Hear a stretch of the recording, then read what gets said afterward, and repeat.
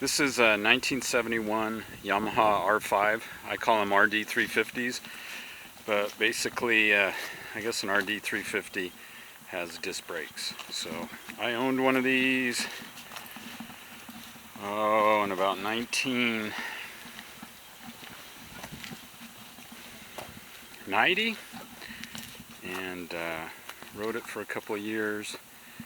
And then I had 3 of them, and I couldn't give them away before I moved to Montana. So now, I guess they're collectible. Found this one, and it's my first barn fresh bike that actually has an ignition key. It turns over, and then I found out through some detective work that the engine's been rebuilt, so the carbs are stuck like usual.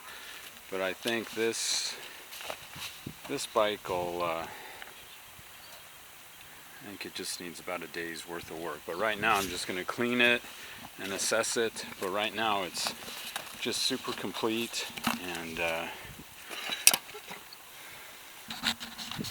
it was stored inside in Montana, and permanent plates started in 2004, so I don't know if you never know when these were last ridden, but it's just gonna come out just, I think, just super cool. That orange is such a pretty color, and it's super straight. So this is the before cleaning. And here's the after, and boy howdy, this just excites me. It just brings back memories of riding this bike. Oh man. And now it's all clean, and had a lot of grunge, which is good. That protected it over the years, and still has all the original battery and stuff. And I think I did that on the before, but yeah, it's got the battery, the oil tank.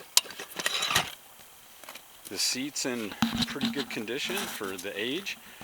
And I think I've got the Yamaha gas tank emblems in stock, because those are the same ones that are used on a little twin jet 100 that I have. And oh, this thing's just sweet.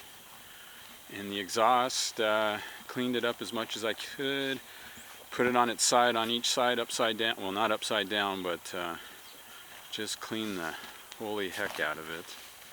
And the tank just has the right patina, and about the only thing I did was I fogged the tachometer, which is about normal. I try not to hit the instruments, but water gets in everywhere. And then pretty much this thing just needs to be shined up. But right now, for the major go-around, just super happy.